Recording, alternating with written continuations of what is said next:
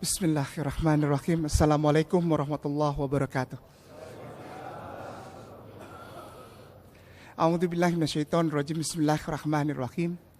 Alhamdulillahirabbil alamin. Assalatu wassalamu ala asrofil anbiya'i wal mursalin sayyidina Muhammadin wa ala alihi wa sahbihi wa atbahihi ajmain. Asyhadu alla ilaha illallah wahdahu la syarikalah. Lahul mulku wa lahul hamdu yuhyi wa yumiitu wa huwa ala kulli syai'in qadir. Wa asyhadu anna Muhammadan abduhu wa rasuluhu la nabiyya ba'dah. Raditu billahi rabba wa bil islami dinna wa bil Muhammadin sallallahu alaihi wasallam nabiyya wa rasulah ba'dah. Rabbi shrah li sadri wa yassir li amri wahlul 'uqdatam min lisani yafqahu qawli amma ba'd.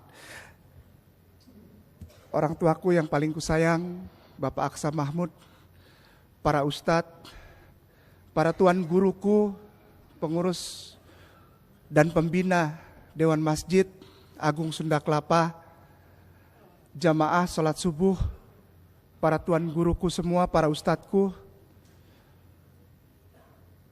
yang disayangin dan diberkahi Allah Subhanahu wa Ta'ala. Sekali lagi dengan rasa syukur hari ini saya bisa berada bersama dengan para tuan guru semuanya di jamaah sholat subuh Masjid Agung Sunda Kelapa yang disayangin, diberkahi dan dirahmatin Allah Subhanahu wa Ta'ala.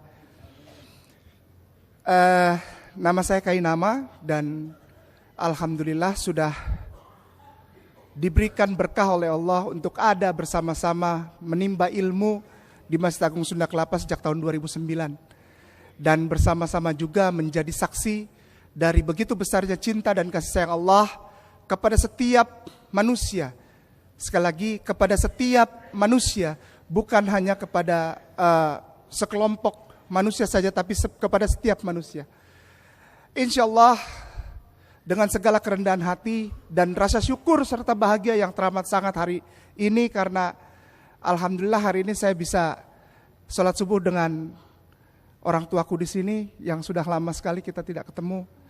Beliau adalah orang yang mengurus saya selama ini, selama saya ada di sini, di tengah tekanan dan segala kesulitan yang saya alami ketika saya mengucapkan 2 kalimat syahadat.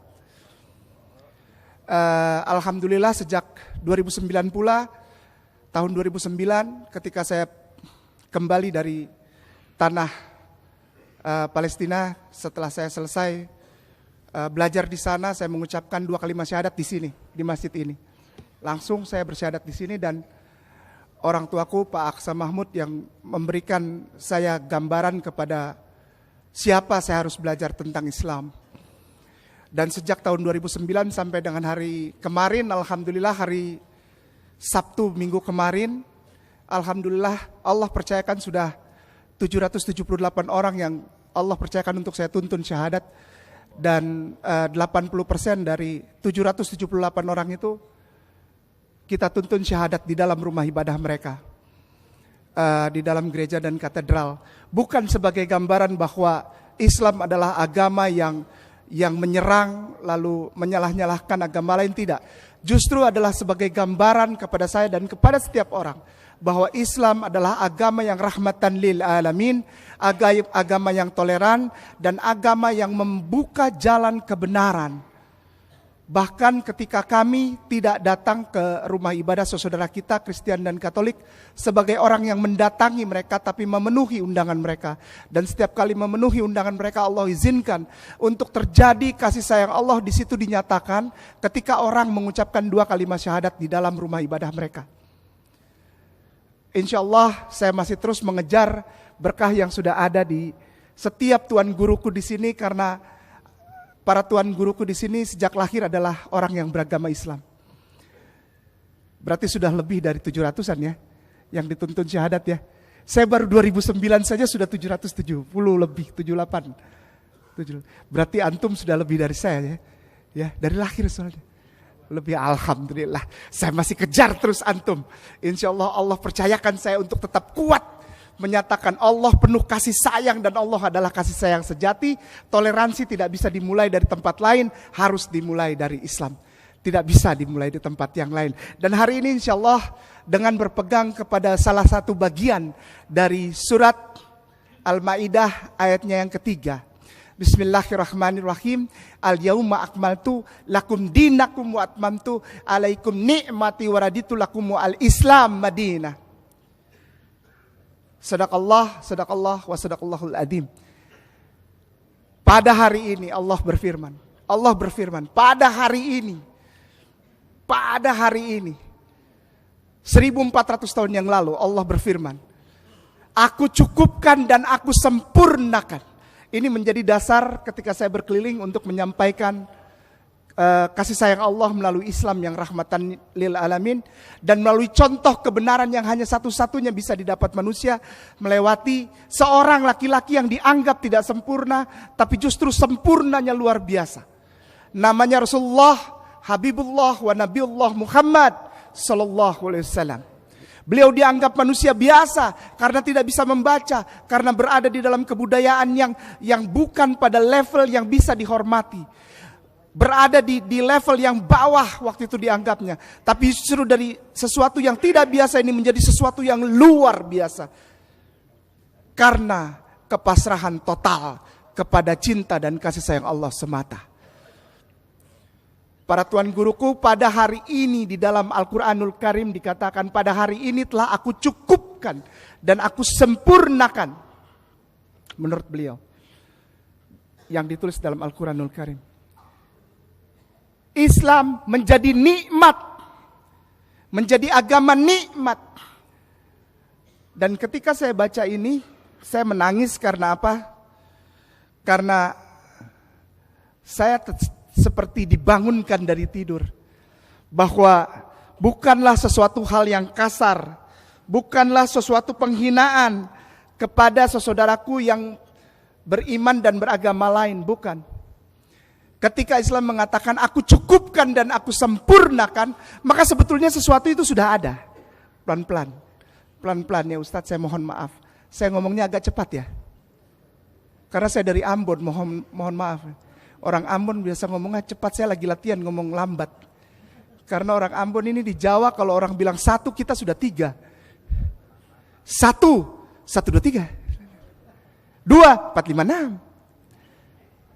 Jadi agak butuh waktu untuk saya belajar bicara lambat.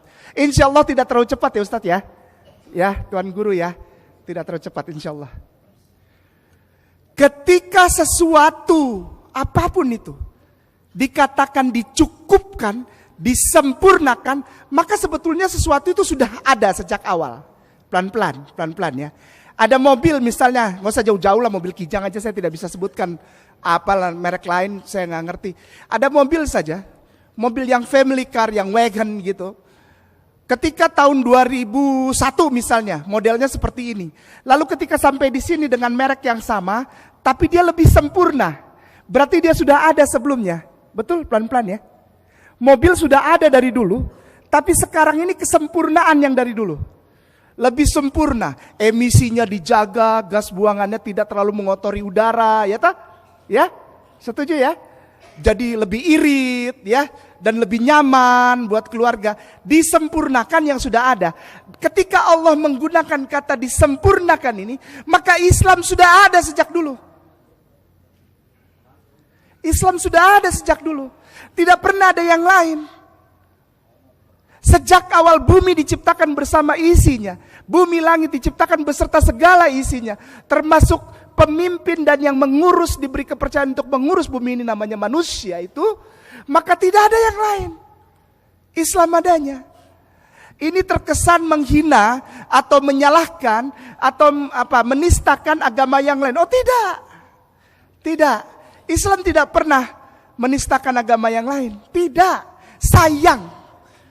Islam adalah satu-satunya agama yang sejak orang itu lahir dari anak kecil itu tidak pernah diajarkan how to do it. Bagaimana melakukannya. Karena secara alamiah, secara natural instinct, secara basic natural instinct, secara natural dasar alamiah, anak itu akan melakukan toleransi kepada teman-temannya, saudaranya yang tidak seiman dengan dia. Tidak usah diajar kalau dalam Islam. Otomatis mereka akan lakukan itu. Otomatis akan lakukan itu. Karena memang sejak awal yang namanya natural instinct atau basic natural instinct atau naluriah alamiah manusia Islam. Dan ketika bicara Islam, maka toleransi sudah ada, tidak perlu diajar anak-anak kecil ini, tidak perlu diajar. Dia akan secara alamiah, secara naluriah akan menghormati agama yang lain. Akan itu. Otomatis. Dan ketika saya melihat ayat ini, saya menangis. Kenapa? Karena Allah menunjukkan dengan jelas bahwa Allah menyempurnakan sesuatu yang Allah berikan sebagai hadiah terindah bagi manusia, namanya agama. Karena manusia itu mendistorsi, memberikan hal-hal yang tidak baik kepada yang terbaik dari Allah itu, namanya agama. Agama Allah didistorsi, diganggu, diberikan pemahaman-pemahaman yang lain yang masuk ke dalam rel yang benar itu. Hunafa itu, jalan yang lurus itu diganggu dengan begitu banyak distorsi sehingga miring sedikit dari rel yang sudah benar dari Allah. Allah, agama Islam. Begitu banyak masukan tentang Islam sehingga Islam jadi bergeser dari cintanya Allah. Begitu banyak usaha orang untuk menggeser dari rel yang sebenarnya. Contoh, zaman sekarang banyak didengar banyak sekali hal-hal yang dipadankan, yang ditaruh di dalam Islam sehingga itu justru mengotori Islam yang benar itu. Saya merasakan itu karena saya datang dari luar, Bapak. Para ustadku, para tuan guruku, jamaah sholat subuh di Masjid Agung Sunda Kelapa yang disayangin dan diberkahi Allah Subhanahu wa taala. Saya merasakan ini karena saya datang dari luar. Saya pernah merasakan melihat Islam dari luar. Saya tidak Islam dari lahir sehingga saya lihat ini ada sesuatu di dalam Islam ini. Lalu Allah yang melembutkan hati saya dari kekerasan hati saya, dilembutkan lalu dimasukkan hidayah.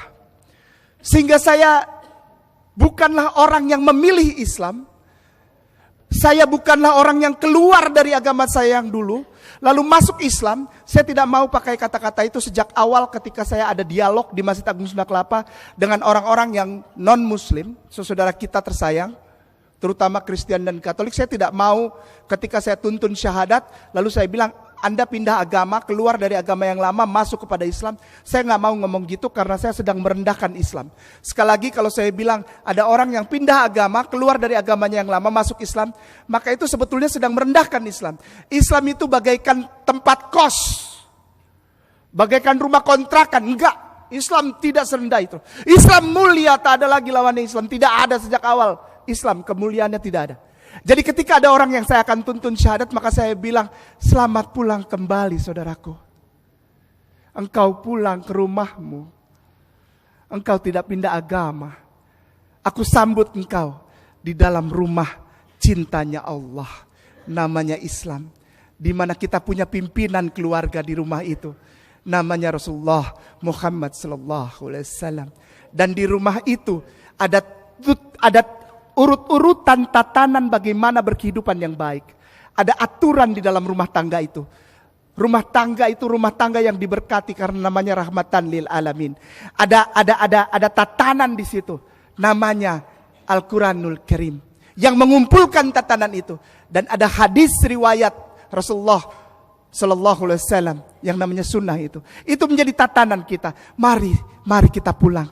Mari kita kumpul lagi dalam satu rumah keluarga yang diberkahi dan dicintai Allah Subhanahu wa taala. Tidak ada istilah pindah agama, tidak ada istilah keluar dari sana masuk Islam. Saya paling tidak suka itu. Kenapa? Sedih rasanya. Karena dengan kata-kata itu sebetulnya di negara ini semua orang yang bersaudara sedang dikotak-kotak. Ketika dia dari agama yang lain di luar Islam lalu mengucapkan 2 kalimat syahadat, dibuang dari keluarganya. Dimusuhi sama orang-orang di kantornya. Kalau perusahaan itu punya pamannya, dia dipecat.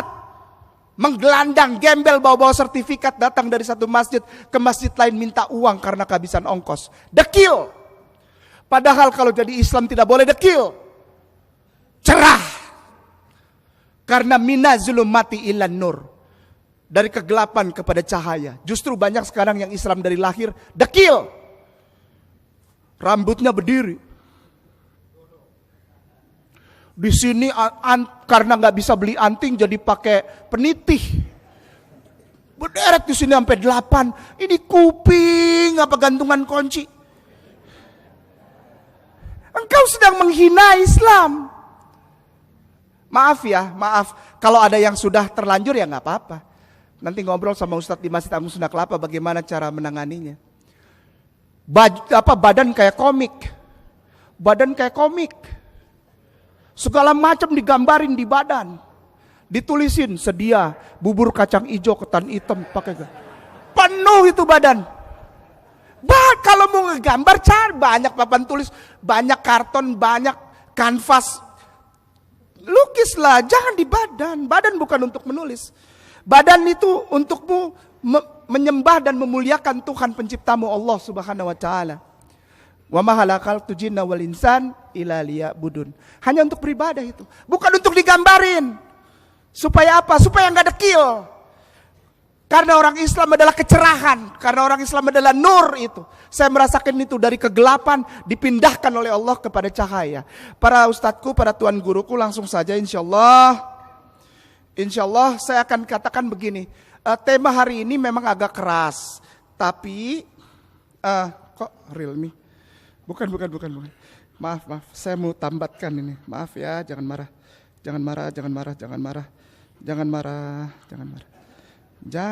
marah. Oke.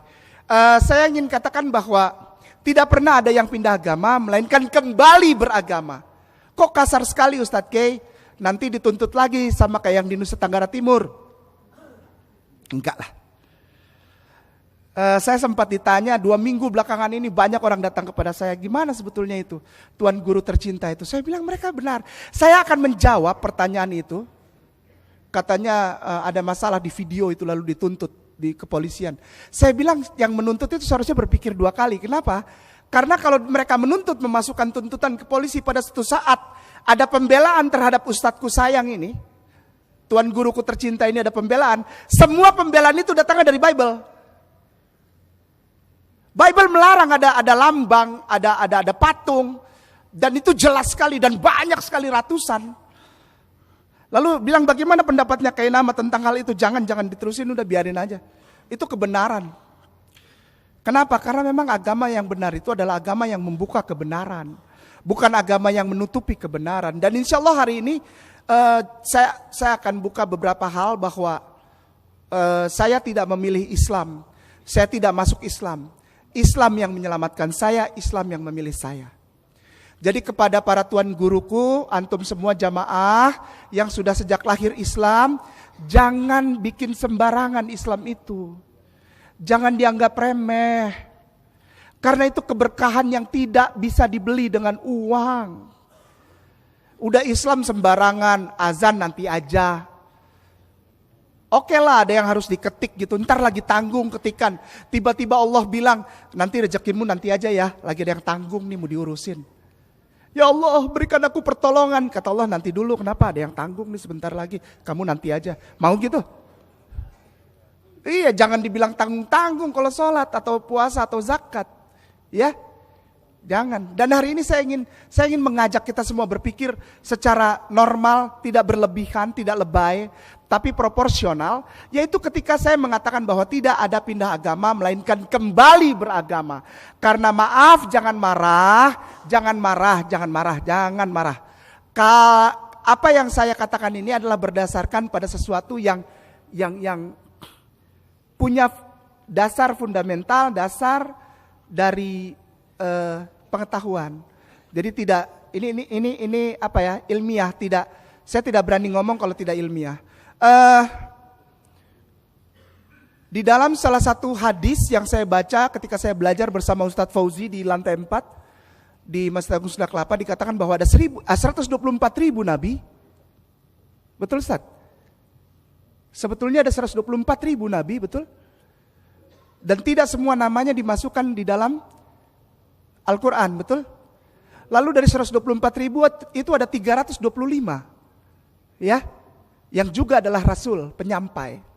Dan dari 325 itu 25 yang disebutkan sebagai nabi-nabi yang namanya disebutkan dalam Al-Quran. Betul demikian? dari mulai Nabi Adam sampai dengan Nabi Muhammad SAW. Ketika ada 124 nabi, 124.000 nabi, Allah tidak membiarkan seluruh bumi ini tidak kenal Allah. Pelan-pelan ya. 124.000 itu tidak mungkin terkumpul dalam satu tempat saja dan dia tidak mengabarkan tentang Allah. Tidak. Nabi itu mengabarkan.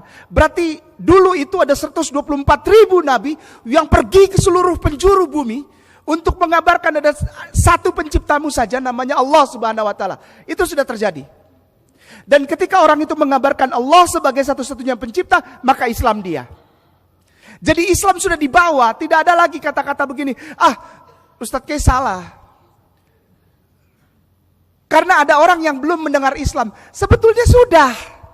Cuma distorsi ini, informasi selain Islam ini masuk dan menjadi kristal, menjadi kuat, lebih kuat mempengaruhi daripada Islam. Contoh kebudayaan, Hindi. Di tepi sungai Hindi. 1500 sampai 1700 sebelum Masehi. Sudah sampai di sana tentang Tuhan pencipta. Tapi budaya di sana lebih kuat mempengaruhi kehidupan masyarakat di sana sehingga budaya itu mengkristal dan melembaga begitu kuat, menjadi solid sehingga budaya itu disebut sebagai agama Hindu. Saudaraku yang aku hormati beragama Buddha mengikuti tatanan berkehidupan yang baik. Maaf, berkehidupan yang baik. Sekali lagi saya garis bawahi. Berkehidupan yang baik yang sangat aku hormati. Dari tatanan Buddha. Siddhartha Gautama di bawah pohon Bodhi sehingga disebut Buddha. Cara menghormatinya gimana ya? Orang Islam menghormati mereka sebagai orang yang berfilosofi, berpandangan hidup baik. Orang Islam menghormati itu. La ikraha fiddin, tidak dipaksa dalam Islam untuk beragama Islam, tidak boleh. Ya, hari ini saya akan tunjukkan bahwa sejak dulu tidak ada yang lain, hanya Islam. Dan apa yang saya akan tunjukkan insya Allah didapat dari yang paling tua yang saya ketahui dan yang saya pelajari. Saya belajar tanah. Saya belajar tanah. Apa itu tanah? Tanah, bukan TNKH. Saya belajar TNKH, namanya tanah. Kenapa buka Google? Supaya yang lain bisa buka nanti di rumah dan membuktikan bahwa saya nggak bohong. Ini yang paling mudah saja. Ini yang paling mudah saja. Supaya saya nggak mau dibilang bohong. Itu bisa-bisanya kayak nama Ambon itu debt collector itu. Dia ngomong di depan orang sembarangan jadi kacau. Enggak. Saya bukan cuma sekedar ngomong, tapi saya mengajak juga. Diingat nanti kalau pulang buka HP di rumah, HP jangan dibuka WhatsApp melulu, grup WhatsApp sampai penuh tuh. Satu grup WhatsApp 200. Dari mulai TK ada semua grup WhatsApp. Buat apaan? Ya, cari tahu tentang kebenaran Al-Qur'an, ya. Ini saya ambil dari kitab yang lebih tua dari Al-Quranul Karim. Dan kitab ini kurang lebih 1200 tahun sebelum Masehi. Pertama kali awal dipercaya ini. Namanya Tanakh, TNKH. Bahasanya bahasa Ibrani. Bahasa Ibrani, Hebrew. Saya nggak mau bahasa Yahudi, nggak mau. Karena Yahudi itu lain, sama sekali lain. Tidak ada agama Yahudi, tidak ada. Kalau kita ke sana pun, orang Yahudi tidak bilang agamanya agama Yahudi. Yahudi itu namanya Judaism. Isme, bukan religio, tapi isme. Jadi maka itu saya ambil, ini kitab punya orang Ibrani. Keturunan Nabi Ibrahim alaihissalam. Namanya bahasanya bahasa Ibrani atau dalam bahasa Inggris disebut Hebrew. Nama kitabnya Tanakh, TNKH. Terdiri dari 3 bagian utama. Yang pertama Torah atau yang dikenal dengan Taurat. Ini namanya kuliah subuh soalnya ya. Jadi harus ilmiah, kuliah itu harus ilmiah. Kalau enggak ilmiah jangan dibilang kuliah, tausiah. Karena ini disebut kuliah, maka saya buka ilmiahnya, sisi ilmiahnya. Ya, jangan marah ya. Ya, kita pelan-pelan sama-sama belajar. Saya juga masih belajar. Tanah ini kitab orang-orang Ibrani, bukan orang-orang Yahudi. Yahudi bagian dari Ibrani. Ibrani bukan hanya orang Yahudi, pelan-pelan. Yahudi bagian dari Ibrani. Ibrani bukan hanya orang Yahudi. Dan mereka punya kitab yang namanya Tanah, TNKH. Terdiri dari 3 bagian. Yang pertama Torah atau Taurat. Yang kedua namanya Nevi'im atau kitab para nabi. Yang ketiga adalah Ketubim atau kitab-kitab pujian. Di dalam kitab-kitab pujian atau Ketubim ini terdapat Zabur. Terdapat Zabur. Di dalam bahasa Ibrani-nya disebut Tehillim, Mizmor. Atau saudaraku tersayang di sebelah ini bilang dengan kitab Mazmur. Lalu Kainama mau menunjukkan apa? Mau menunjukkan bahwa sejak kitab tertua yang namanya Torah tidak pernah ada agama yang lain, tidak pernah ada tatanan agama yang lain, tidak pernah ada janji terhadap nabi yang lain. Hanya nabi satu yang berasal dari keturunan Ismail yang berkumpul kelompoknya disebut orang-orang muslimun dan agamanya adalah agama Islam. Ustadz gawat nih mulai memecah belah. 6. Iya. Berapa menit? 5 menit. Baik. Langsung saja. Kita akan buka cepat.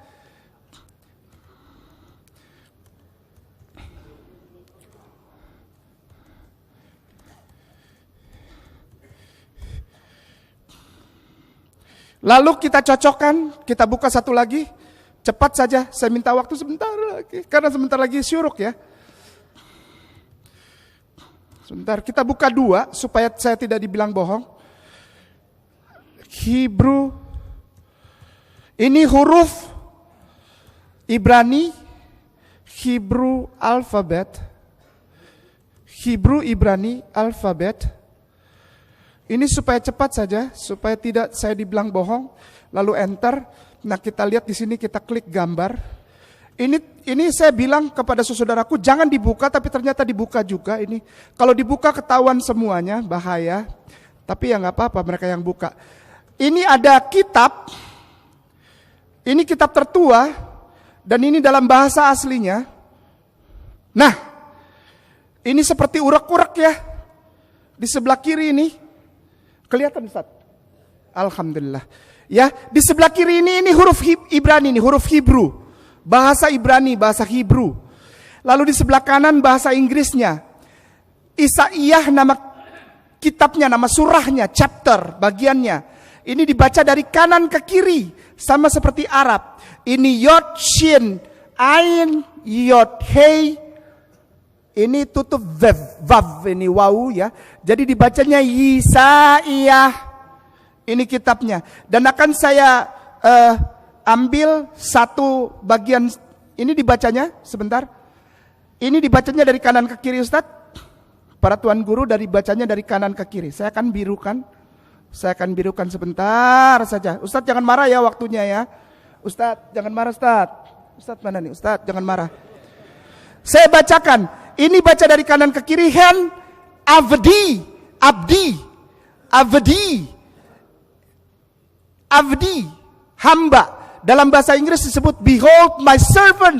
Ini Allah sedang berfirman, lihat itu hambaku, abdiku yang paling kusayang, nabi pilihanku. Siapa namanya? Kita urut mulai pelan-pelan dari sini. Kita urut pelan-pelan. Ustadz jangan marah, aku akan cepat. Ini nih. Ini yang paling kanan yang kayak X ini Aleph. A. Lalu di sebelahnya ini yang seperti kursi ini Hei. H. Lalu yang seperti kursi ada jok belakangnya ini mem. Lalu yang seperti tongkat ini, lalu ada titik 2 ini disebut dalet, tutup, final dalet. Siapakah yang dipilih Allah sejak ratusan tahun sebelum beliaunya itu lahir? Kurang lebih 800 tahun atau 900 tahun sebelum orangnya ada. Telah disebutkan, inilah hambaku yang paling kusayang, namanya AHMD.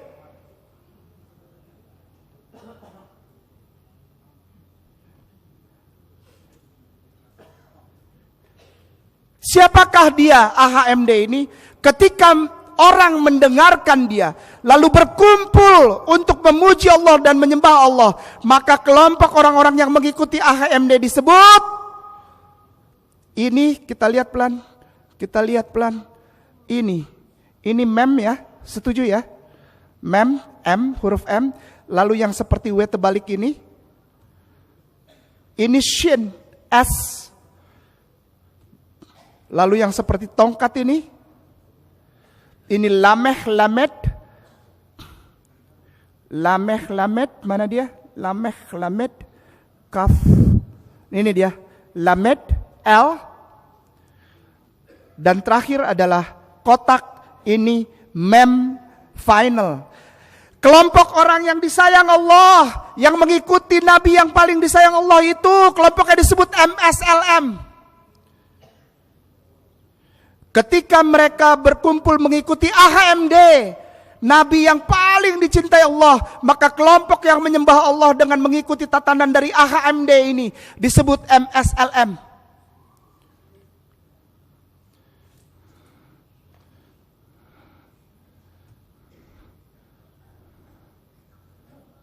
Terakhir, jangan marah.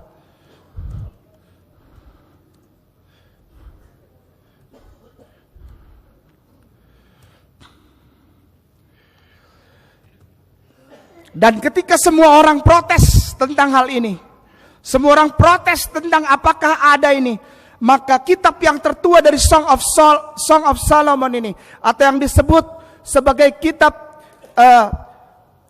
pujian, kitab-kitab Ketuvim, kitab-kitab pujian, Nabi Sulaiman menuliskannya dan mereka percaya sampai hari ini. Mari kita baca pelan-pelan.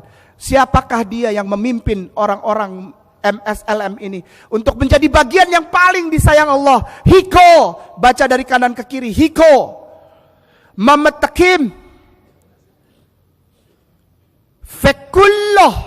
Ini sebetulnya bukan Wekulloh ini. Fekulloh bacanya. Mari Ustadz yang bisa lihat ini dengan jelas, saya nggak tahu ini bisa digedein apa enggak. Ustadz yang kelihatan aja Ustadz. Baca kotak keempat ini. 1, 2, 3. Nggak kebaca ya Ustadz? Ustadz kebaca nggak?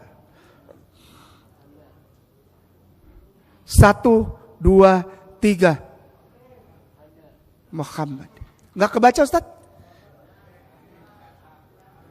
Nggak kelihatan ya? Bisa digedein.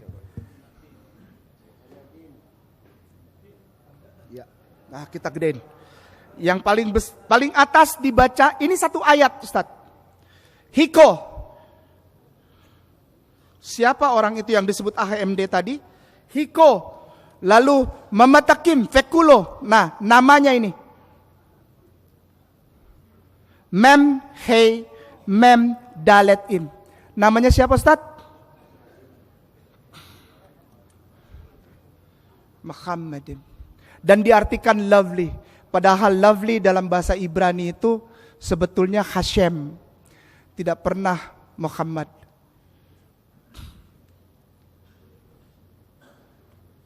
Para ustadku, para tuan guruku yang disayangin dan diberkahi Allah Subhanahu wa taala. Ketika kita tidak mengikuti tatanan yang sudah diberikan oleh Allah ini, maka sebetulnya kita tidak beragama. Agama dari kata Sangsekerta yang artinya tidak, gama kacau balau. Jadi sesuatu yang tidak kacau. Mari kita beragama. Mari kita hidup yang tidak kacau. Mari kita ikuti segala yang telah diatur oleh seseorang yang dipilih secara khusus oleh Allah. Sejak beliaunya belum dilahirkan. Namanya Rasulullah Muhammad sallallahu alaihi wasallam. Islam adalah rahmatan lil alamin. Terima itu sebagai berkah. Jangan pernah mengeluh di dalam Islam, karena Islam bukan bikin susah orang. Di dalam surat At-Toha ayatnya yang pertama, kedua, dan ketiga dikatakan, Islam diturunkan kepadamu bukan untuk membuat kamu jadi susah, tapi membuat kamu penuh berkah dan hidup yang penuh dengan rizki, keselamatan, dan keberkahan jaminan dari penciptamu, Allah Subhanahu wa Ta'ala. Maafkan aku jika aku punya kesalahan, maafkan tingkah lakuku yang tidak berkenan. Kiranya bisa diambil 1-2 poin bahwa keislaman adalah keberkahan, bukan pemaksaan. Barakallahu fikum, billahi taufiq wal hidayah. Assalamualaikum warahmatullahi wabarakatuh.